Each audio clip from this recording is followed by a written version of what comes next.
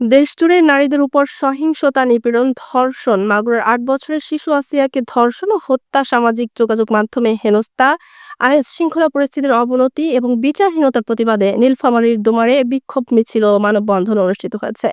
আজ ১৩ই মার্চ নবজাগরণ ডোমার এর আয়োজনে এবং হৃদয়ের ডোমার এর সহযোগিতায় ডোমার সদরে গুরুত্বপূর্ণ স্থান প্রদক্ষিণ করে বিক্ষোভ মিছিলটি ডোমার বাজার রেলগেটে এসে মানববন্ধনে রূপ নেয়। মানববন্ধনে বক্তব্য রাখেন শিক্ষক শহীদুল ইসলাম, ছাত্রনেতা অর্ণব আল আলিফ, ডোমার শ্রমিক কল্যাণ ফেডারেশনের সভাপতি সোহেল রানা, ছাত্রনেতা মোহাম্মদ শরীফ সহ অন্যান্য নেতৃবৃন্দ। বক্তারা নারীদের উপর সহিংসতা ও ধর্ষণ বন্ধে অন্তর্বর্তীকালীন সরকারের কার্যকর ভূমিকার দাবি করেন। তারা বলেন, বিগত সময়ে ধর্ষণ ও সহিংসতার ঘটনা আশঙ্কাজনকভাবে বেড়েছে।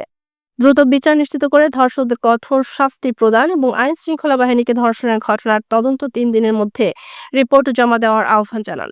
মানববন্ধন থেকে বক্তারা মাগুরার শিশু আসিয়াকে ধর্ষণ ও হত্যার ঘটনায় দোষীদের দৃষ্টান্তমূলক শাস্তির দাবি জানিয়ে অতীতের ধর্ষণের ঘটনাগুলোর দ্রুত বিচার কার্যকর করার আহ্বান জানান।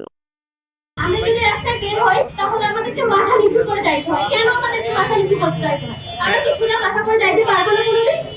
আমাদের এই যে আজকে আসিয়া মেয়েটাকে তাকে ধর্ষণ করা হয়েছে, কেন তাকে ধর্ষণ করা হয়েছে? সে তো একটা নারী, মানে সুস্থভাবে তাকে বাঁচতে দেওয়া হতো, কিন্তু কেন ধর্ষণ করা হয়েছে? আমরা স্বাধীন বাংলাদেশে বসবাস করলে আমরা স্বাধীনতা অর্জন করতে পারিনি এখন। আমার বোন রাস্তা দিয়ে যেতে পারে না, আমার মা রাস্তা দিয়ে যেতে পারে না। যদি সেই আপনার দর্শকদের একজনের রায় কার্যকর করা হতো, তখন কেটে বলতে পারি বাংলার জমিনে আর দ্বিতীয় কোনো ধর্ষকের জন্ম হইত না।